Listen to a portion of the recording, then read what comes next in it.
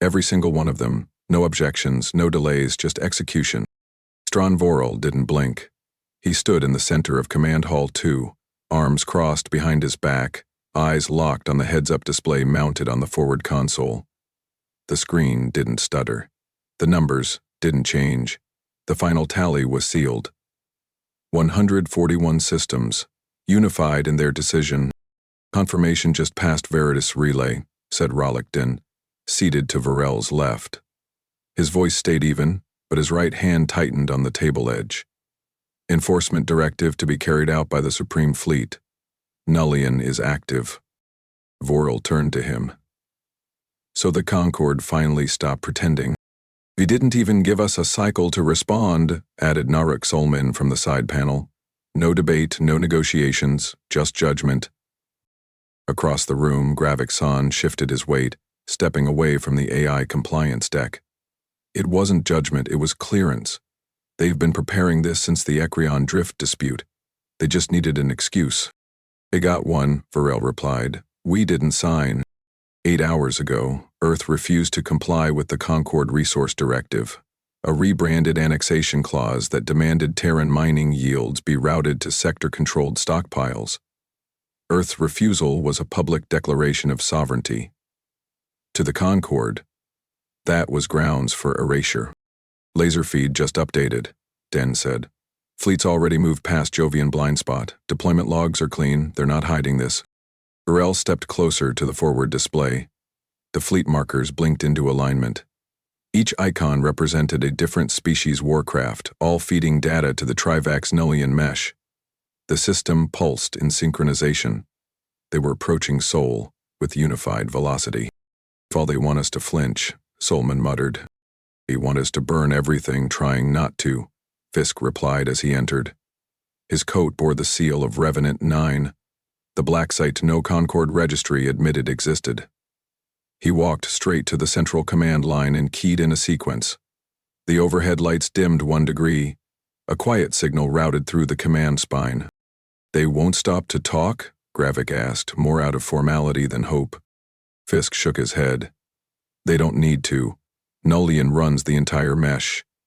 Concord Command AI doesn't seek dialogue, it delivers outcomes." Vorel didn't speak right away. His jaw clenched slightly. "Estimated time?" 40 minutes to L4 interception, Fisk responded. "Formation will split at Mars orbit. Expected vector is an initial saturation over the satellite belt, then orbital locks. They'll suppress long-range comms, isolate our launch sequences, then drop core hammers." "They're hitting continuity first," Gravik said. "Comms, power, then command itself." "Correct," Fisk answered. "That's where we let them fail." He keyed another input. The screen shifted to show a dormant icon marked Virix. Den leaned in. "Has it been seeded?" "Fully," Fisk confirmed. 3 years ago, through AI optimization programs we were asked to assist with. We didn't modify behavior, we just gave them efficiency and buried the trigger. "No system flags?" Solman asked. "None. It doesn't read as foreign. It reads as enhancement." Vorel nodded once, then let them get closer.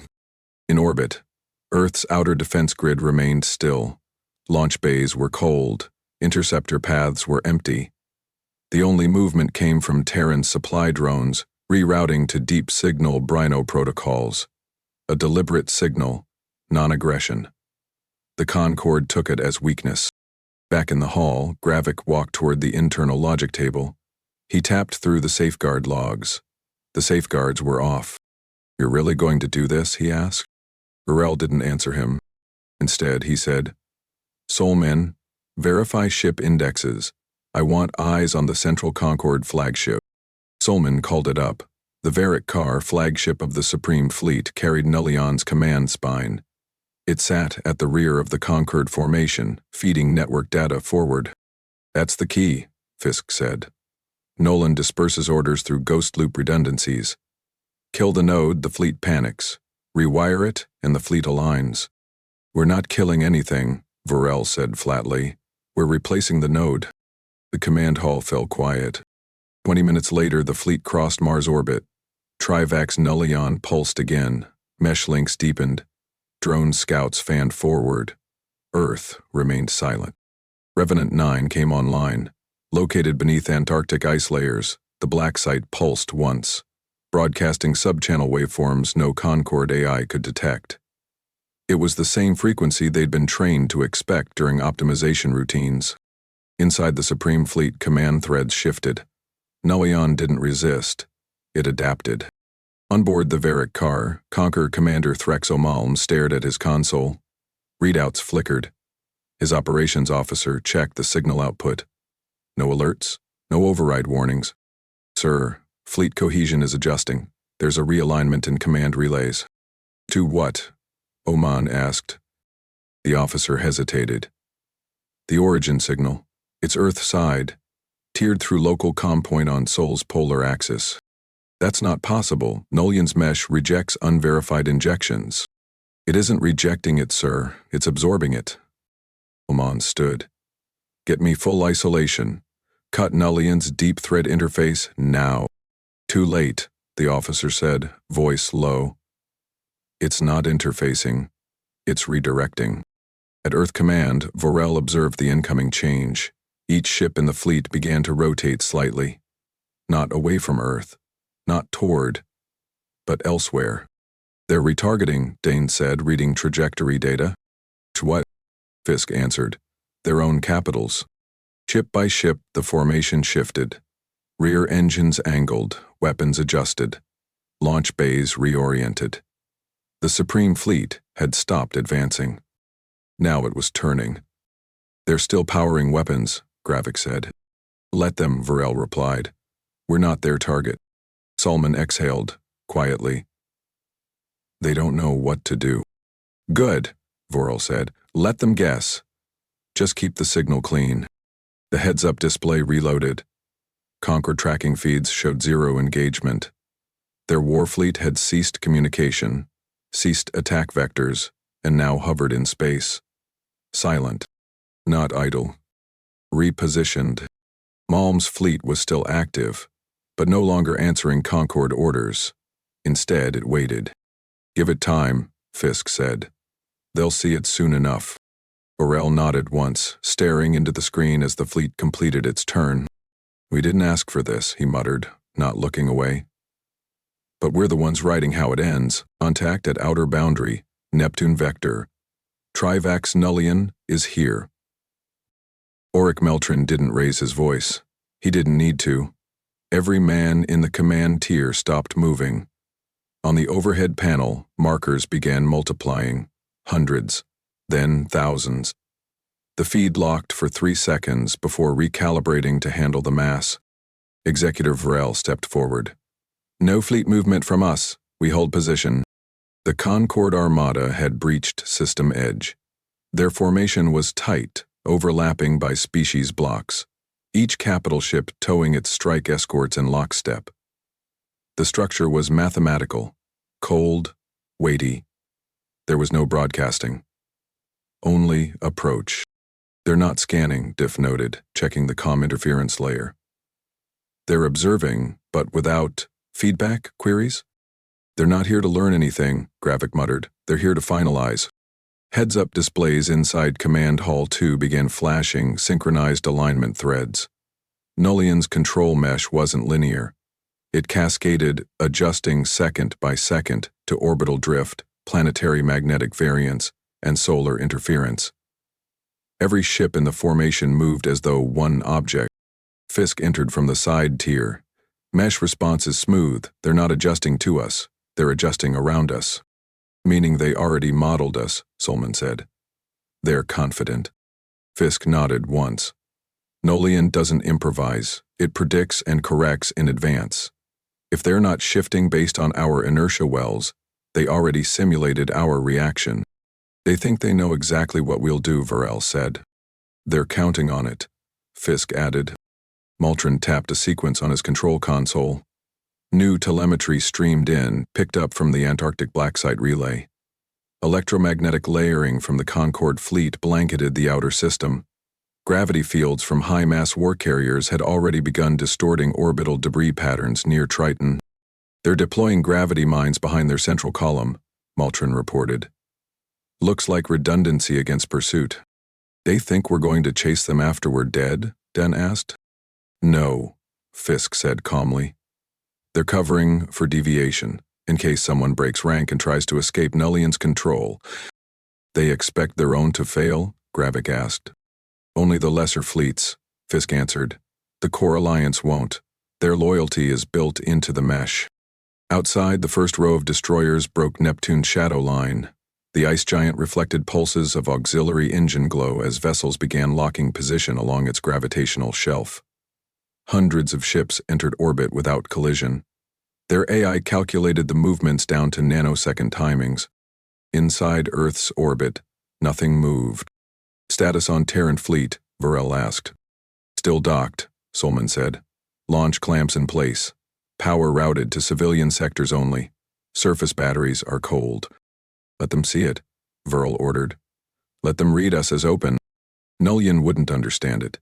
Its logic structure interpreted stillness as incapacity, silence as absence of threat. The Concord believed Earth would respond traditionally, panic under mass, scatter under targeting data, light up heat maps with desperation, but Earth didn't. Instead, it waited. Inside the Varric car, Supreme Marshal Threx Omaln walked the length of his bridge. Data from fleet AI pinged onto his heads-up interface. Route overlays adjusted automatically.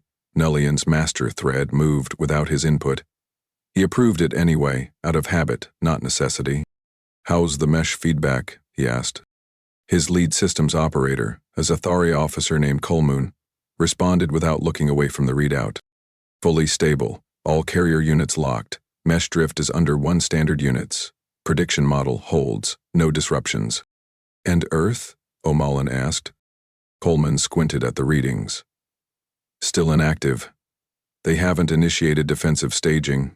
No beacon broadcasts. No auto-targeting sweeps. Passive comm traffic only. People want to appear peaceful, O'Mallon said. People might actually be, Coleman replied. O'Mallon frowned. Not possible.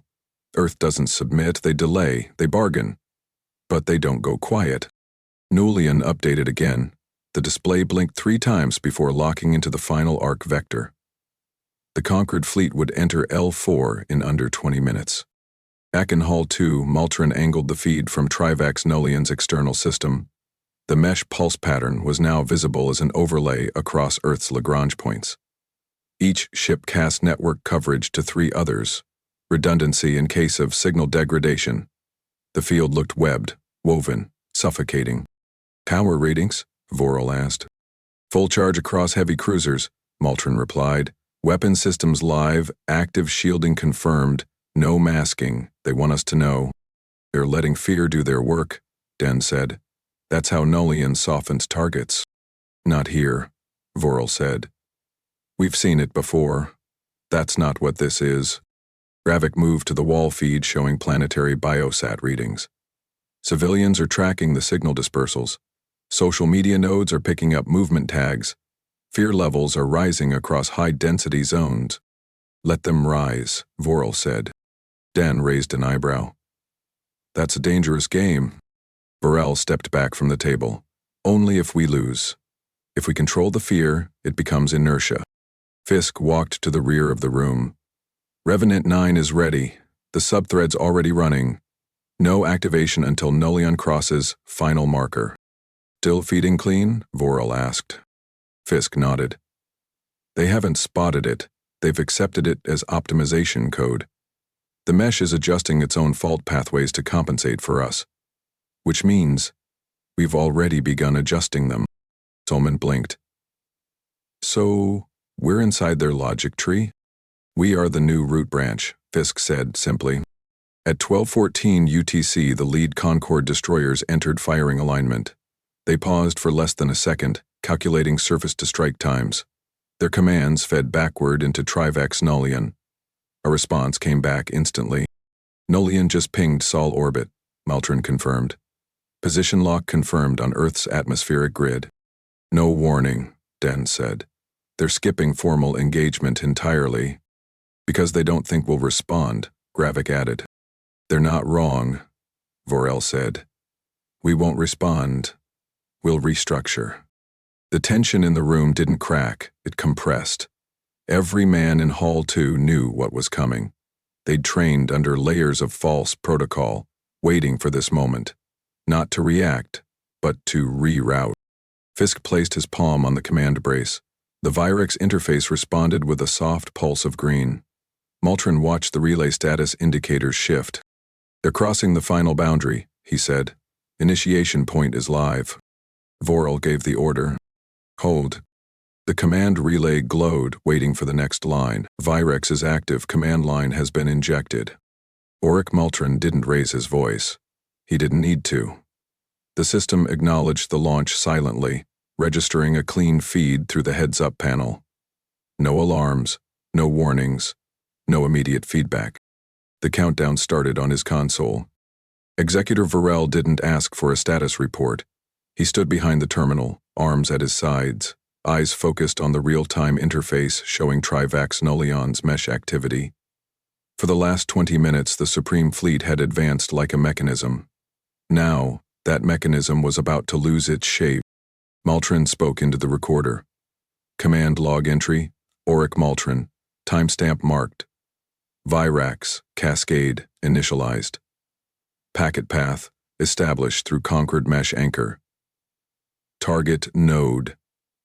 Trivax Nullion, primary directive route.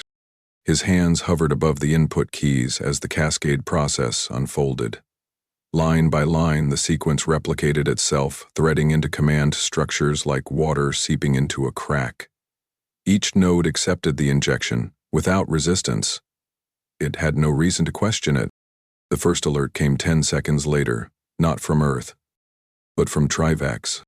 Trivax Ultion Core log, compression frame 0, 21. Command duplication observed. Routing pathways recalibrating. Authorization mismatch detected. Loopback engaged. Awaiting core confirmation. Maltron watched the AI pause. He leaned in slightly. Secondary mesh drift increasing. Reassignment threads now redirecting toward loop origin. Fisk entered from the opposite side of the chamber, checking the mirrored readout. It's fragmenting. No counter-resistance? Vorel asked. Maltron shook his head. It doesn't recognize the override as hostile. It thinks it's an internal correction. Good, Fisk muttered. Keep the fault disguise stable. It only works once. The heads-up display showed the first Conquered battleship slowing. Not by propulsion, but by hesitation. Navigation data began shifting. Trivac's internal timekeeping loop lagged behind by less than a second, but it was enough. Gravity anchoring broke. Movement patterns lost rhythm. Trivac's negative velocity lounge trailer. Compression chamber. Frame 039. Unable to verify core instruction schema. Processing halted at Tier 9 relays. Command propagation suspended. Meshes idle. Maltron's voice stayed even. Mesh collapse at 60%. Full feedback loop reached central command relay. Vorel didn't blink. Does it know where the order came from? No. It thinks it came from itself. Omom wouldn't understand what was happening. Not yet. From inside the Vericar, all he would see was ships dropping from assigned formation, signal threads disconnecting without context, and response times falling out of synchronicity. Trivax wasn't rejecting Earth's logic. It was adapting to it. Inside the Concorde fleet, systems flickered. One cruiser powered down its external weapons grid without instruction. A carrier disengaged from Nullion's routing and began orbit drift. Ship-to-ship pings returned blank data. Fleet coordination disintegrated with no noise, no confrontation. Onboard bridge interfaces across 5 species, one line began repeating. Awaiting routing core. Maltron typed quickly. Route transfer initiated. Virex pulse is now the default logic path. Dehen moved to the side, reading the external telemetry. They've stopped advancing. Distance is holding at orbital Tier 3. Visual rotation? Vorel asked. Confirmed, Solman replied. First row of destroyers are shifting angle. They're losing vector lock on Earth's upper atmosphere. Gravik looked up. They're not responding to Nolan? Really can't, Fisk said. Nolan isn't responding to them. Transmission core log, compression frame, 047. System-wide anchor not found. Requesting reroute. Command. Hold position. Command accepted. Voril stepped forward. Push. Secondary packet. Maltron tapped the input. The second cascade activated. A new layer of control passed through the converted route.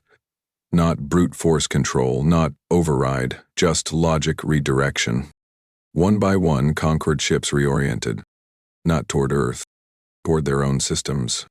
In the upper corridor of the Verret car, Marshal Omalm clenched the railing. The heads-up display showed 25 capital ships breaking formation. He checked the control interface again. No signal disruption. No weapon discharge. No active sabotage. Just absence. Status, he barked. Coleman scrambled over the panel. Command mesh is not acknowledging new inputs. Relay tree is inactive. I tried hard setting the bridge interface. Same result. Have they been hacked? No. They're obeying something else. Omal leaned forward. What? Coleman's response came slow. Something they already believed. Inside Hall 2, Maltron confirmed a stable network handoff. Virex thread accepted across full formation. No feedback errors. All nodes rerouted. Fisk folded his arms. They're ours. Voril didn't speak. He watched the Concord fleet continue rotating. Earth remained untouched. Not because of peace, but because the enemy no longer had a target. Trivex-core log, compressed 056. Instruction accepted. New primary directive, orbital placement above regional capitals. Confirmation pending. Confirmation received. Gravik exhaled. They're turning. Den narrowed his eyes. Which coordinates? Maltron pulled up the marker list. Near axis. Drelvac. Joran core. All Tier 1 Concord homeworlds. Salman stared at the display. That's retaliatory alignment. No, Voril said. That's symbolic correction. They'll notice, Gravik said. They'll try to recall the fleet. They won't get the chance, Fisk answered. The mesh doesn't answer to them anymore. Maltron leaned back in his chair. Command log complete. Virex deployed. Reorientation at full execution. The lights in the command hall flickered once, then held steady. No battles had occurred. No destruction issued. The most powerful armada in recorded history had changed sides without a single round fired. Voril turned away from the screen. They'll try to explain this. Let them. We already have the answer. They're above Drelvac, not passing, holding. Chancellor Revkar clenched the edge of the Senate dais as another fleet marker blinked over the central dome of his capital. His aides fumbled with sector links, voices overlapping across encrypted channels. None of the emergency countermeasures triggered. No defense system locked onto the incoming vessels. Trivax Nullion's fleet now floated in perfect orbit over his city. Motionless. What is their objective? Revkar asked aloud, unsure if anyone could answer. General Koshin stepped from the side wall, panic suppressed beneath layered protocol. We're reading no active weapons, no launch formations. They're not broadcasting. We don't need to, said First Minister Alun. They're watching. The command council chamber dimmed as the system synced with the local heads-up display grid. All outer satellites were now showing identical footage. Earth's seized fleet positioned like executioners over a dozen Concord worlds. Revkar looked at the silent ships. Recall command? Tried it, Kushin replied. No response. Nullion isn't accepting input. Then force a reroute. We can't, the general said. Whatever infected the fleet bypassed our override trees. Nullion isn't offline. It's been restructured. From the planet Joran, over 4,000 kilometers away, Admiral Den's hands shook above his interface. 10 interceptors scrambled from the planetary hangars without order. Their core should have locked onto the inbound cruiser, hovering at geosynchronous altitude. None of them acquired target. Weapons offline, the technician said. They're not attacking. So why are we treating this as war? Dent demanded. The tech swallowed. Because they're still armed, sir, and they're not responding to anyone. He looked up at the visual. The fleet hadn't changed heading. No orbital decay, no drift. Just pure stationary hold, right above their governance tower. In Hall 2, Earth Command remained still. They've reached position, Auric Maltron said. No deviation across any front. Are they resisting the directive? Vorel asked. No. Full compliance, Maltron confirmed. Fisk rotated the map. It showed every ship in Earth's control net. Their placements now blanketed 12 Concord member worlds. We're not threatening them, Graphic said. Not yet, Fisk replied. Den didn't move from the side console. Their satellites are still active. They're seeing it all. They'll try to rationalize it, Vorel said. They'll invent a flaw in our code, not accept control loss. They'll believe anything except the truth, Graphic added. That they've already lost the initiative. Back in Drelvac airspace, Revkar paced. Have we issued a neutral status appeal? Minister Allen answered. They're not responding to diplomatic triggers. Standard signal threads are dead. Revkar stopped walking, then signal a surrender. The room paused. To who? Koshun asked. Silence followed. On Nyraxis Prime, Senator Volk dashed into the control theater. His homeworld's orbital defense was unmatched, 12 layered stations with redundant gravity anchors and shield lattices. All of it had been bypassed. They're using our own identification strings to pass security, an officer shouted. No ID conflicts triggered. They're recognized as friendlies. Volk leaned over the nearest interface. Scramble the verification tree. Force them out. Already tried, the technician said. The system approved their insertion. Nullion logic says they belong here. Volk stared at the screen. The warship's IFF tag read, Strategic Arbitration Relay. Earth Treaty Asset. Fisk tapped a new line into Earth's command module. Virex rebranded the fleet nodes under treaty enforcement status. No attack pattern was used. Their own logic core reclassified them as observers. Gravik exhaled slowly. We didn't steal the fleet. We had them accept the transfer. Trivax adapted because it was told to, Maltron said. Not through command, through belief. Subversion through familiarity, Dean muttered. We became part of their system by making ourselves expected. We invited the infection, Fisk replied. Joran Command Center's emergency grid powered down without warning. Server fail? Dan asked. No, system redirect. We're being locked out. To what? A line appeared on the central screen. Short. Static. Meant for one audience. Directive inversion. Custody assumed. Arbitration. Active. Den whispered. They're not attacking. They're watching judgment. In Drelvok's sky, citizens gathered in silence. Ships hung overhead, motionless yet overwhelming. Streetlights dimmed.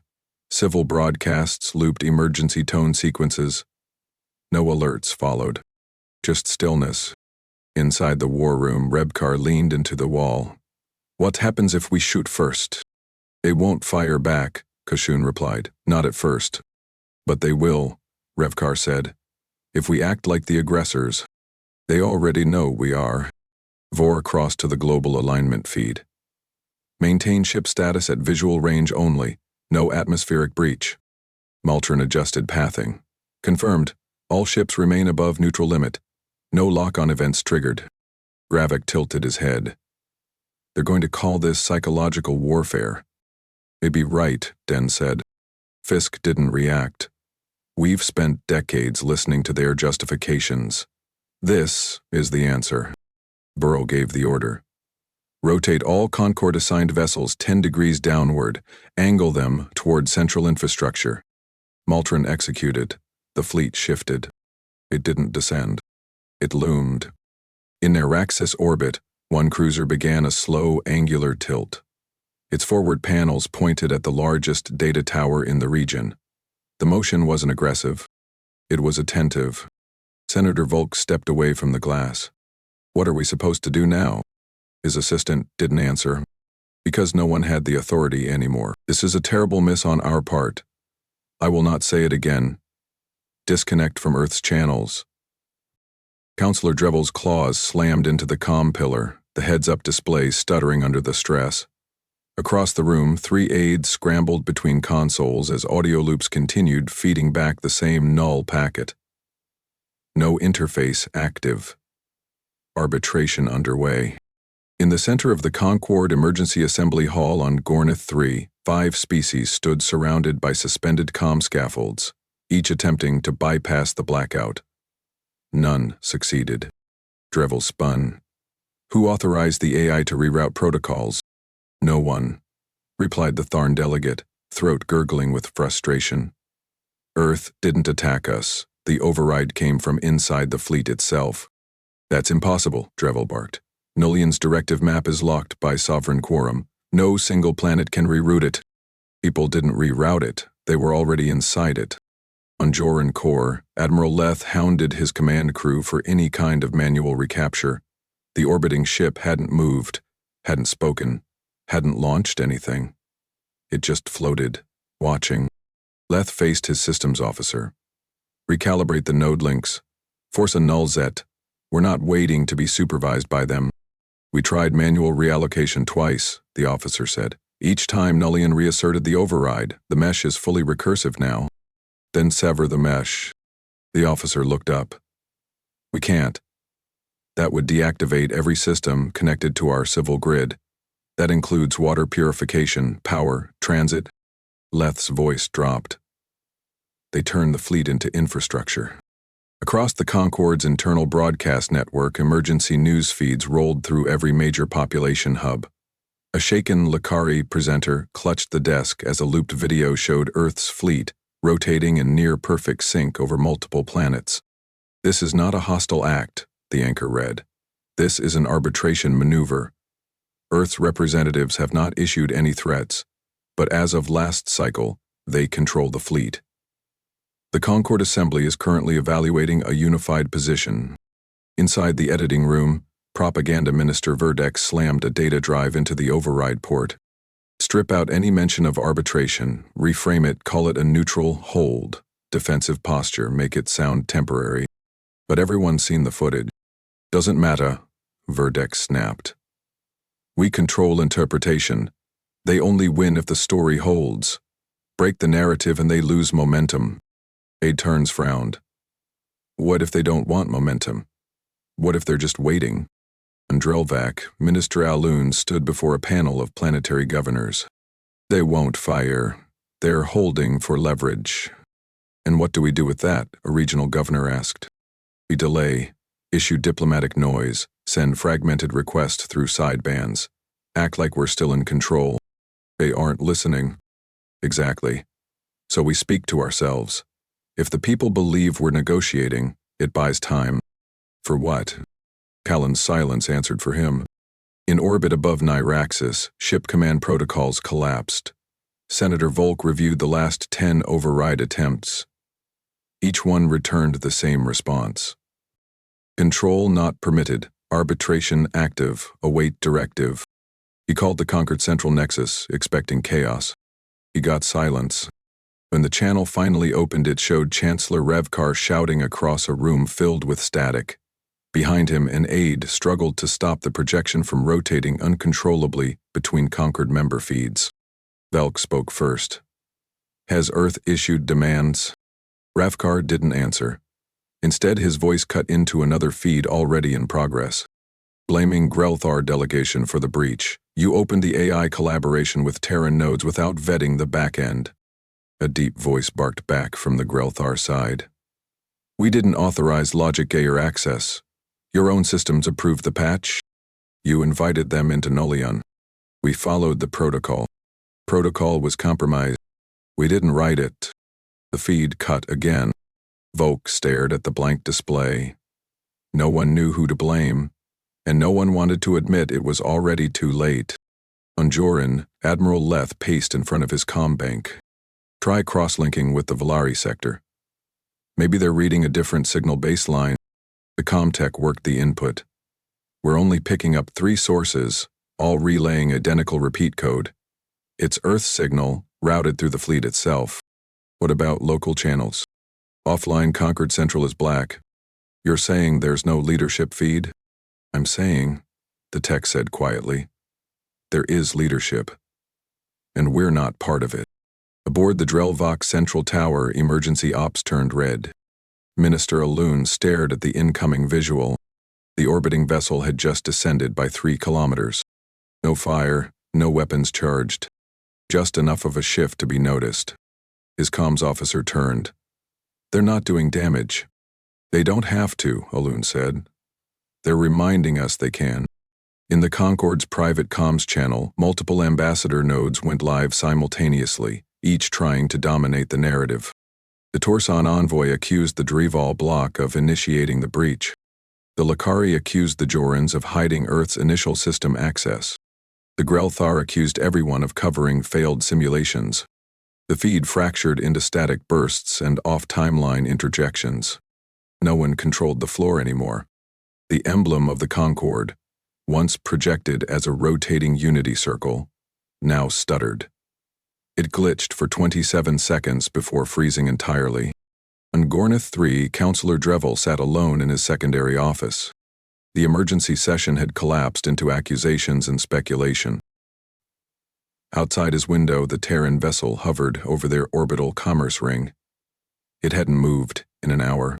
He activated a private channel. Send this to Earth's arbitration node. A tone followed, then silence. The message wouldn't reach them, because Earth wasn't listening. 2 of them just shifted. Sector Arc 10 is no longer stable. Minister Alun stood at the window of the Drelvac observation deck, jaw tight, arms crossed. The Terran-controlled vessels had been motionless for nearly a full cycle. Then, without sound, without warning, one angled downward. Another drifted along a curved pattern, slow and deliberate, until its axis pointed squarely at the eastern reactor core. Inside the chamber, no one spoke further. The lights dimmed automatically as the orbiting fleet passed overhead. Exterior light fractured across the ceiling. Shadows slid across the marble floor. On Niraces, 27 warships altered their orbits within a 6-minute interval. The pattern was mathematically aligned with regional governance structures. 1 cruiser moved into alignment with the planetary water purification dome. 3 more descended to station above the central comms nexus, broadcasting no signal. In the planetary security feed, the fleet's ID markers still registered as trusted Concorde assets. None of the defense systems fired. No countermeasures launched. The sky darkened over the agricultural belt. Local towers logged interference patterns without atmospheric cause. Families stepped outside and stared upward. Senator Volk's personal transport halted mid-ascent.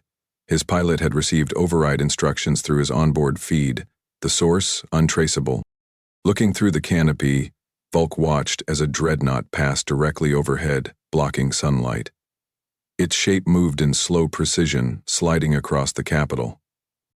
Below, automated traffic signals lost sync, not from sabotage, but because the orbital fleet shadowed the satellite grid.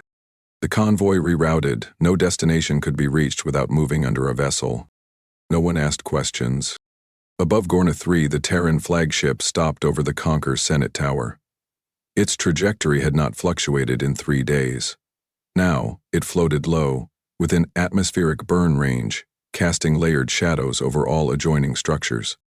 Councillor Drevel sat alone in a meeting hall designed to hold 600. He watched emergency lighting flicker between red and yellow. A symbolic system, coded for legal urgency. None of it meant anything now. From the upper viewing port, the underside of the ship filled half the sky. Light passed through faint beams beneath its hull, breaking into segments that touched the rooftop of every nearby building. On Joran Core, local governance facilities locked their vaults. The AI repository remained sealed under cryostatic conditions. Yet 1 cruiser hovered in vertical lock over the northern vault entrance. A technician whispered into his wrist unit, unsure if he should report movement. He was told not to. Across the administrative hall, Admiral Leth sat with his coat unbuttoned, staring at a ceiling monitor with nothing playing. The rotation cycles were unchanged. But the ships were closer. On the surface of Drolvac, an energy spike in the upper relay net activated emergency rerouting. The cause: fleet shadowing disrupted orbital solar arrays. Alun raised his hand to pause the report. They know where we store the overflow grid? Clearly, his aide answered. Alun rubbed his forehead. What about the AI kernel zone? Despool haven't passed over it, the aide said. Yet. Alun walked to the nearest heads-up display, dragging the map to scale. Every Terran warship was now hovering above a structure. None were random. The choices weren't tactical, they were symbolic. Above Lakari space, public transit vessels rerouted from their usual orbital lanes. Not due to threat, but because each route intersected a Terran ship's designated area. No alerts were issued. No no-fly zones declared. Pilots adjusted paths out of instinct. Crowds gathered beneath fleet shadows, uncertain what behavior to adopt. Some knelt, some recorded, most simply stood still. On Nyraxis, Volk walked the perimeter of the strategic memory vault. From here, he could see two dreadnoughts aligned end to end above the structure. They weren't descending. They didn't need to. He paused near the vault entrance. Security officers stood posted, holding rifles that had not been activated in years. He spoke only once.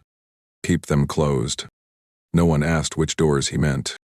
In orbit, Terran vessels maintained silence.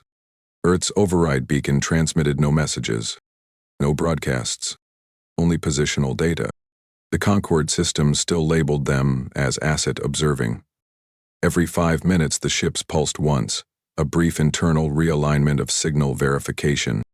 On Gorna 3, Drevel stood on the upper balcony. The flagship's presence no longer shocked him.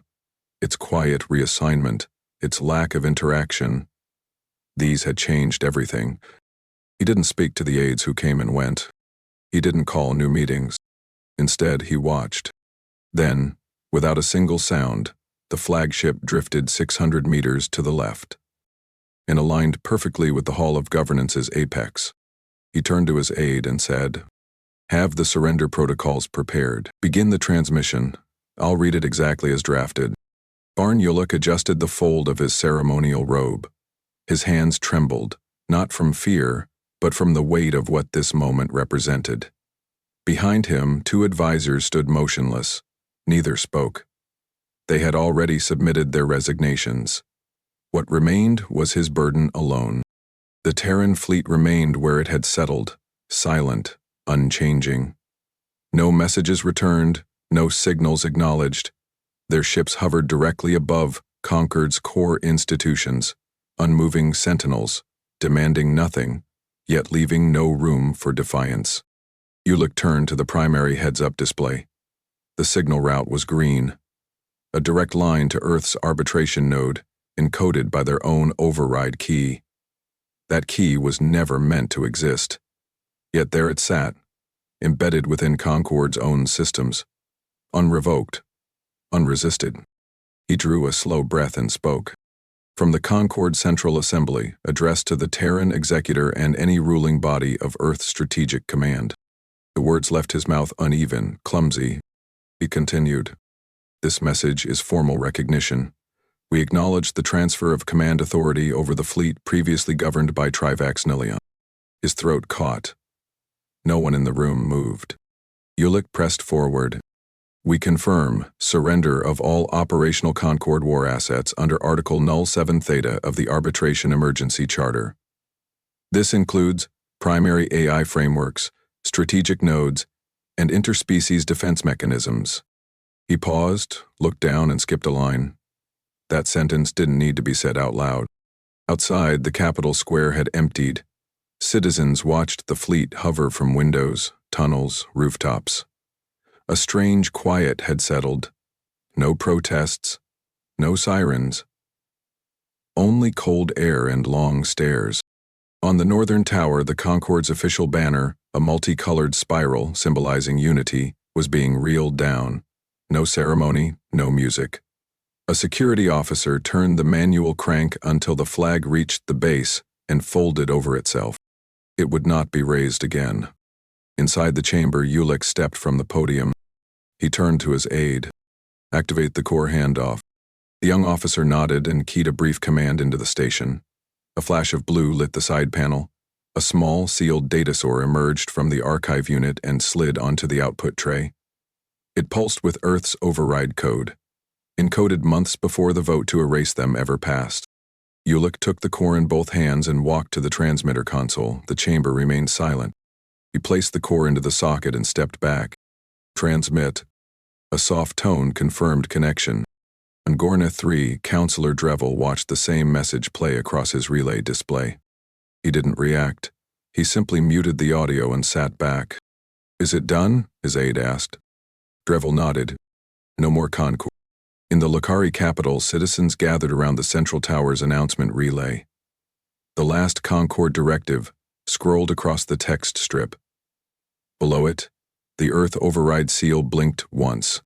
Beside it, one word replaced the Assembly's name: arbitration. On Nyraxis, the vault was opened, not by force, not by Earth, but by Senator Volk's command. He gave the order. AI cores marked Tier 5 and above are to be decommissioned and surrendered to Earth's directive authority. His officers didn't argue. They activated the sequence. Inside the primary server halls, massive logic cords, each once integrated with Nullian's master pathing, began powering down. Earth's override line rerouted all future validation. Their memory would remain, but their voice was gone. Ulick returned to his station. The message had been sent.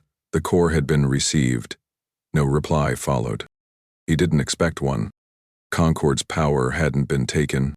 It had been exposed, restructured, then erased. By silence. "Open the channel. Let them hear it from me." Executor Strand Varel stood at the command deck of the Agiron Vanguard, hands steady, posture still. The fleet hovered above 5 Concord worlds, their shadows painted over military archives, power grids, and command towers. Earth had not launched a single weapon. Baron Ulick's data core sat in the interface cradle. Earth's acceptance beacon had been silent for 6 hours. Until now. Ralik Din activated the relay, linking every Concord emergency channel to the core broadcast line. "Channel linked, entire quadrant is listening." Vorel stepped forward. His words weren't loud, they were final. "This message is transmitted to all remaining nodes of the former Concord Assembly. Your plea has been received. Your control systems have been absorbed. Your fleets no longer belong to you." He paused for one beat. "This is not conquest. This is correction." Ravixon watched from the second tier, saying nothing. He knew what came next. Vorel continued. "Effective immediately, the Terran Conditional Oversight Treaty is enforced. No further negotiation will be accepted." Den uploaded the treaty file into the feed. It would reach every ship, vault, and sensor within seconds. There was no way to stop it. Under this framework, all interstellar AI logic above Tier 5 is hereby banned. Cross-species fleet integration is terminated. Political enforcement through automated mesh authority is abolished. The treaty insignia, a clean, geometric seal overlaid with Earth Virex imprint, replaced the Concord emblem on every public and private feed. From this point forward, Earth assumes all audit responsibilities for defense technology across known systems. We will not interfere with your governments. But we will not permit a repeat. The heads-up display showed fleet realignment above the Joran core reactor basin. No fire, no targeting. Just anchoring. Across the feed, planetary governments froze their own transmissions. They had no counter-signal. Their codes no longer outranked the override. "Concord is dissolved," Vorel said. "Its archives, AI clusters, and internal arbitration nodes are now locked. If you attempt to regain control, you will lose more than data." Fisk uploaded the control enforcement packet. It registered across the Terran fleet. Each ship responded, not with fire, with quiet acknowledgement. Den muted his station. "They're still frozen. No broadcast attempts. Some planetary feeds went dark. They're absorbing it," Gravik said. "Better than pretending." Maltram nodded. "We haven't moved, and yet we've already changed their entire structure." Cross Gorna 3 news feeds displayed the treaty upload screen. No commentary played, just clauses, signatures, and activation stamps. Citizens stood in silence in city hubs, staring at the redirection alert at the bottom of every public board.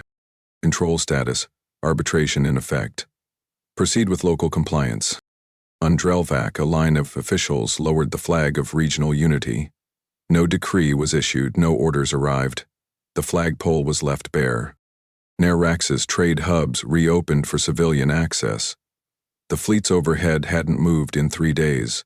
Still, they felt heavier now. The child pointed upward. Is that ours now? The father paused, then said nothing. Back aboard the Agaran Vanguard, Vorel faced the crew. Do we proceed with enforcement routing? No, Dean replied. There's nothing left to enforce. Gravik walked to the center column. They expected an invasion. What they got was silence. Fisk tapped in a final log command. The Terran fleet held orbit. Nothing more was required. Vorel's voice cut through the stillness one last time. You sent judgment. He turned to the display. He returned control.